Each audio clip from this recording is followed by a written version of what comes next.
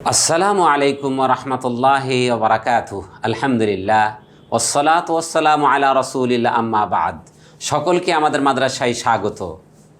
হেদায়েতুন নাহু প্লেলিস্টের চতুর্থ পর্বে যে টপিক নিয়ে কথা বলবো সেটি হলো আল ফসলুল আউয়াল, অর্থাৎ আমরা গত ক্লাসে আমরা আলোচনা করেছিলাম যে মোকাদ্দমার কথা বলতে গিয়ে বলেছিলেন যে মোকাদ্দমায় এমন কতিপয় নীতিমালাকে অগ্রগামী করা হয়েছে, আগে আনা হয়েছে, যেই নীতিমালাগুলো হেদায়েতুন নাহু এর বিভিন্ন কায়দা কানুন, বিভিন্ন নীতিমালাগুলো যে সমস্ত নিয়মের ওপরে নির্ভরশীল সেগুলোকে মোকাদ্দমে আনা হয়েছে। এবং সেই জায়গায় আমরা জেনেছিলাম যে সেটা তিনটা ফসলে এটাকে ভাগ করা হয়েছিল।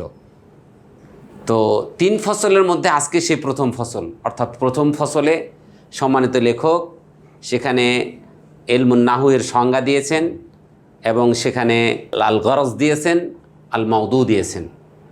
আর দ্বিতীয় ফসলে আলোচনা করেছেন কালেমা সম্পর্কে, আর তৃতীয় ফসলে আলোচনা করেছেন কালাম সম্পর্কে। অর্থাৎ এটি হলো মোকাদ্দমার আলোচনা। আর এই মৌলিক বিষয়গুলোর উপর হেদায়েতুন নাহুর যত আরবি কায়দা কানুন, যে সমস্ত মাসলা মাসাইল, নিয়ম কানুন আলোচনা করবেন, এইগুলোর উপরে সেগুলো নির্ভরশীল।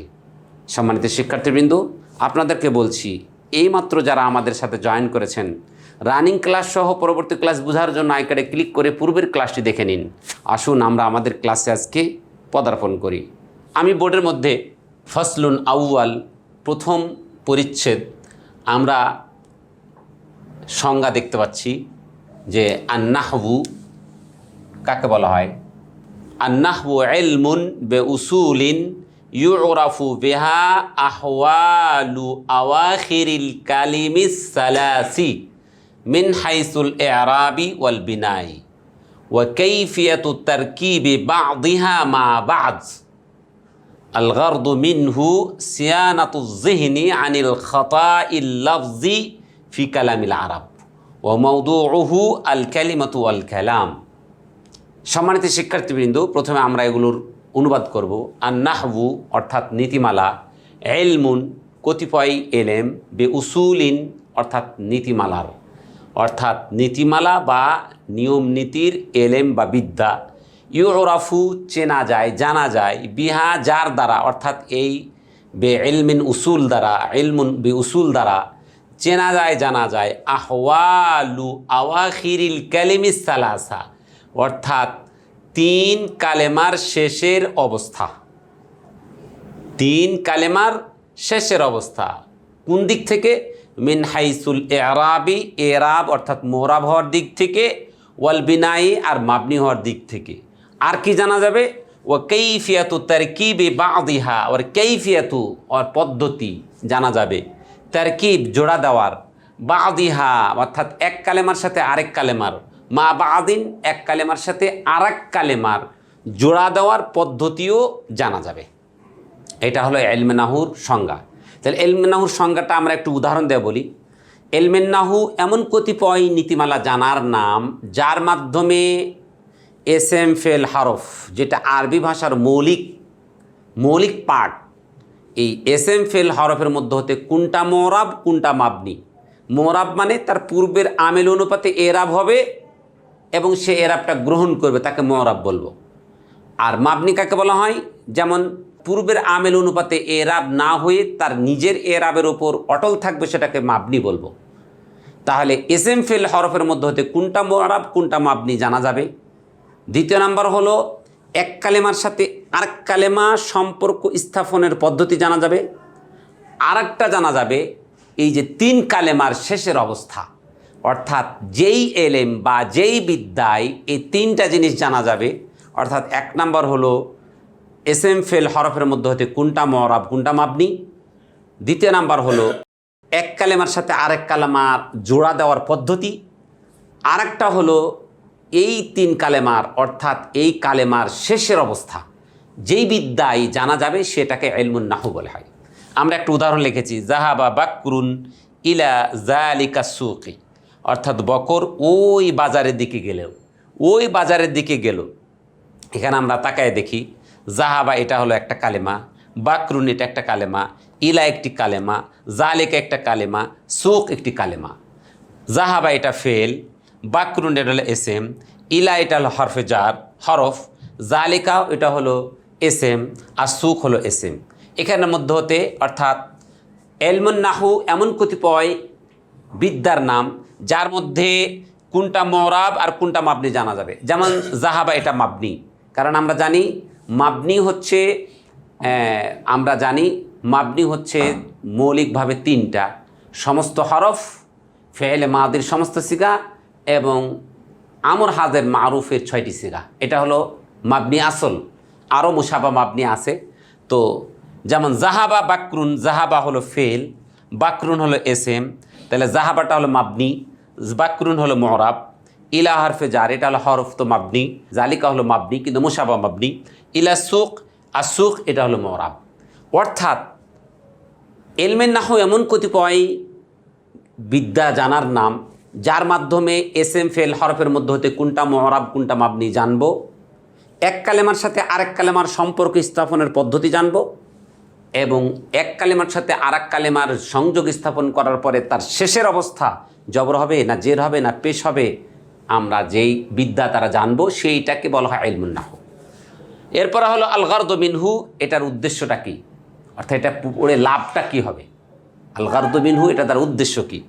সিয়ানাত জেহেন, জেহেনকে রক্ষা করা, সানায়া সুনু মানে হলো রক্ষা করা, জেহেন মানে হলো মস্তিষ্ককে, কি থেকে, আন খাতা ইল্লাফজি প্রকাশ্য ভুল থেকে, ফি কালামিল আরব আরবি ভাষায়, অর্থাৎ আরবি ভাষায় প্রকাশ্য ভুল ভ্রান্তি থেকে মস্তিষ্ককে রক্ষা করাই হচ্ছে এই ইলমের উদ্দেশ্য।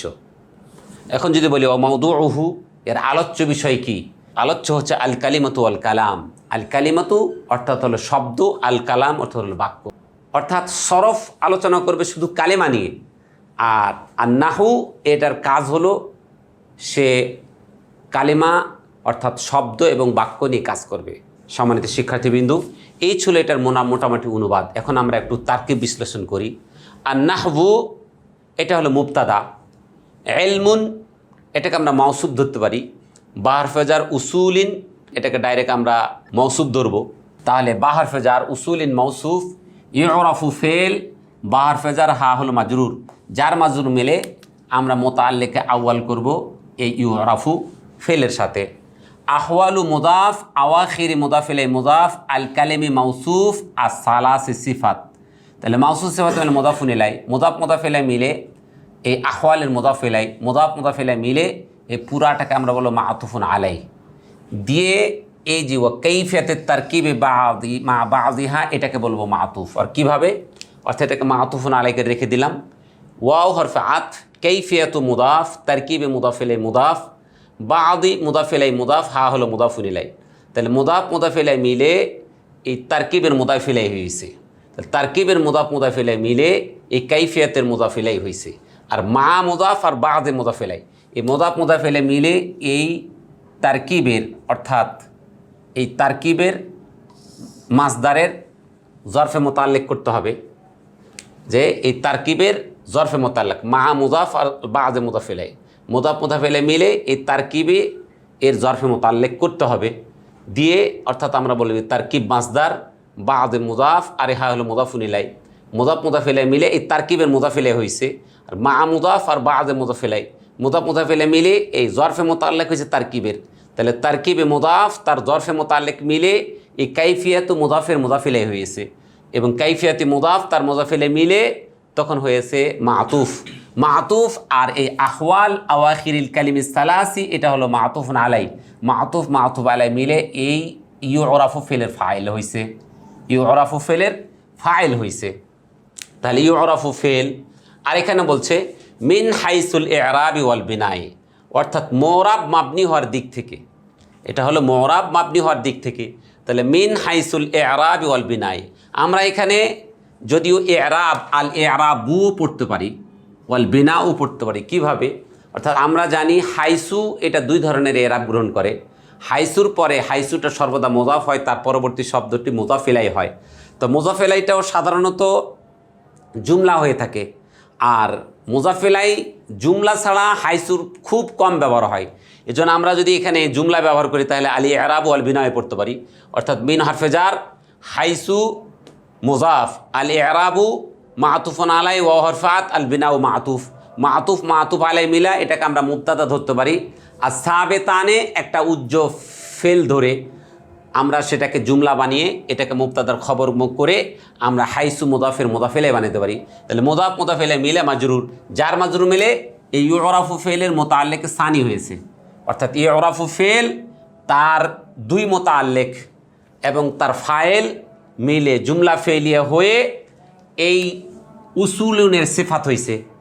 উসুল মৌসুফ তার সিফাত মিলে এ বা হরফে জারের মাজরুর হয়েছে, যার মাজরুর মিলে একটা উজ্জ ফেলের মোতাল্লেক কাইনুন অথবা সাবেতুনের সাথে মোতাল্লেক করে আমরা জুমলা করে এই ইলমুন মৌসুফের সিফাত হয়েছে। মৌসুফ সিফাত মিলে আর নাহবু মুবতাদার খবর হয়েছে। আমরা এভাবে এটাকে তারকিব করতে পারি।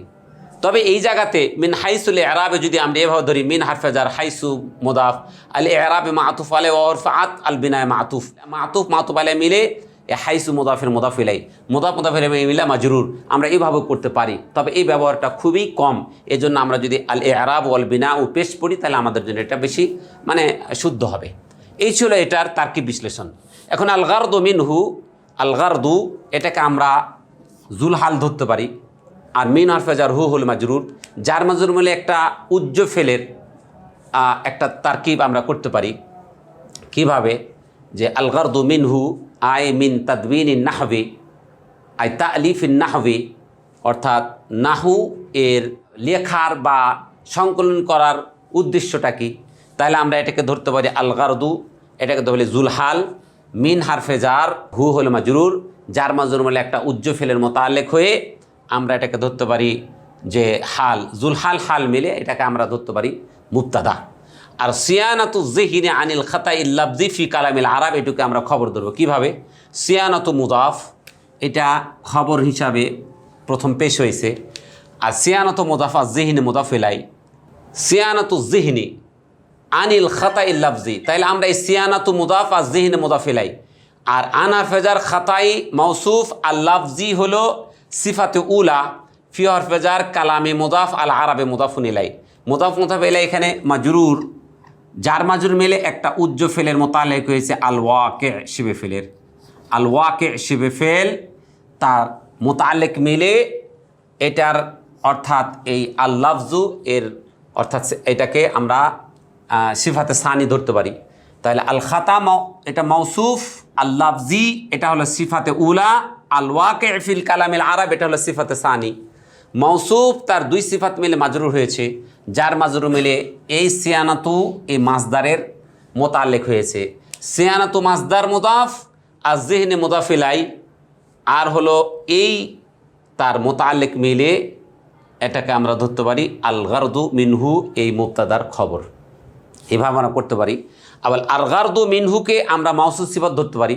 আল গারদুকে মাউসুফ ধরে মিনহুকে তখন আমরা আসাবিতু এখানে একটা আমরা আসাবিতু একটা শিবে ফেল নিতে পারি, যেটা আসাবিতু শিবে ফেল মিনহু যার মাজরুর মোতাল্লেক হয়ে এটার সাথে আমরা এই অংশটুকে আমরা কি বলতে পারি, জুমলা না করে এটাকে আমরা সিফাত করতে পারি। অর্থাৎ আসাবিতু মিনহু, মিন হারফে জার হু হল মাজরুর, যার মাজরুর মিলে মোতাল্লেক হয়ে যায় আসাবিতু অথবা আল ওয়াকিউ, এ সাবিতু শিবে ফেল এটা হলো সিফাত। তাহলে আল গারদু মাউসুফ আর সিফাত মাউসুফ সিফাত করে আমরা তারকিব করতে পারি। সম্মানিত শিক্ষার্থীবৃন্দ, এইটা ছিল এই বাক্যের মোটামুটি একটু বিশ্লেষণ। ওয়া মাউদুহু আর তার আলোচ্য বিষয় হলো আল কালিমাতু ওয়াল কালাম। তাহলে এটাকে আমরা আল মাউদুহু, মাউদু মুদাফ, হু হলো মুদাফুন ইলাইহি, মুদাফ ইলাইহি মিলে এটাকে মুবতাদা করতে পারি। আল কালিমাতু ওয়াল কালাম, আল কালিমাতু দেখা যাচ্ছে এটা হলো মাতুফুন আলাইহি ওয়া হরফাত আল কালামুল মাতুফ আলাইহি মিলে এটাকে আমরা মুবতাদার খবর করে দিতে পারি। সম্মানিত শিক্ষার্থীবৃন্দ, এই ছিল আজকের এই ফসলুন আউয়ালের মোটামুটি আলোচনা। আমরা এই ফসলে আউয়ালের পূর্বে যে মোকাদ্দামাই আমরা যে প্রথম যে কিছু আলোচনা করেছি সেখানে একটু আমরা ফিরে যেতে চাই।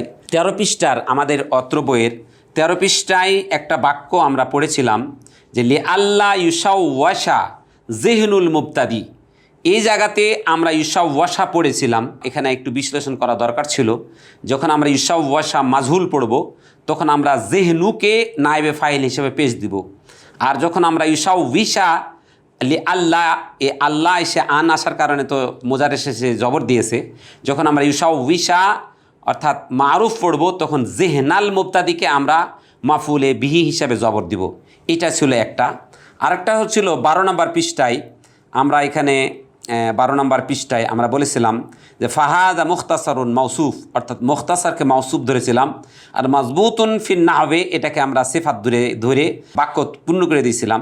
কিন্তু আমরা এখানে মাজবুতুন ফিন নাহবে এই অংশটুকে আমরা সিফাতে উলা ধরে জামাআতু ফি মুহিম্মাতিন নাহবি আলা তারতিবিল কাফিয়াতি মুবাওয়িবান ও মুফাসসিলান বিইবারাতিন ওয়াদিহাতিন মা ইরাদিল আমসালাতি ফি জামিই মাসাইলিহা মিন গায়রি তাআরুদিন একেবারে ইলা বিতৌফিকিল মালিকিল আজিজিল আল্লাম, একেবারে এই পর্যন্ত এটাকে আমরা সিফাতে সানিয়া ধরতে পারি, ধরে আমরা এটাকে তাকিব করতে পারি।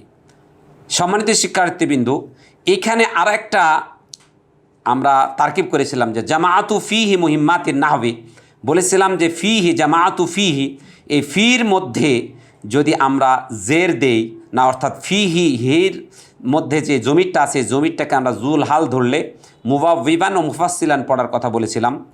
আর যদি আমরা মুহিম্মাতিন নাহবিকে মুদাফ মুদাফ লেভেলে যদি আমরা জুল হাল ধরি তাহলে আমরা ওয়াওয়াবান ও মুফাসসালান পড়ার জন্য বলেছিলাম। আর একটা এখানে কায়দা এখানে আমরা বলতে পারি, সেটা হলো জামাআতু ফেলের মধ্যে যে একটা তু জমির আছে, এই তু জমিরটাকে যদি আমরা জুলহাল ধরি তাহলে আমরা মুবাওয়িবান ও মুফাসসিলান পড়তে পারবো। অর্থাৎ এই পরবর্তী টুকিটাকি যে বিষয়গুলো আমাদের আলোচনার মধ্যে ছুটে গিয়েছিল সেগুলো আপনাদের কাছে বললাম, জানালাম।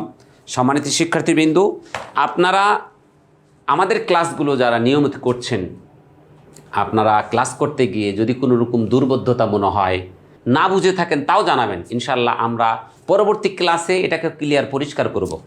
তো আশা করছি আপনারা আমাদের সাথে থাকবেন, আমাদের ক্লাসগুলো করে অন্য ভাইকে দেখার সুযোগ করে দিবেন এবং লাইক কমেন্টের মাধ্যমে আমাদের মাঝে আমাদেরকে উৎসাহ যোগাবেন। ইনশাআল্লাহ আমরা ফি সাবিলিল্লাহ কাজ করছি, আপনাদের যে কোনো সমস্যার পাশে আমরা দাঁড়াবো। আল্লাহ তাআলা আমাদের সকলকে দ্বীনি কাজে এর পাশে থাকার তৌফিক দান করুক। এ বলে শেষ করছি। আসসালামু আলাইকুম ওয়া রাহমাতুল্লাহি ওয়া বারাকাতুহু।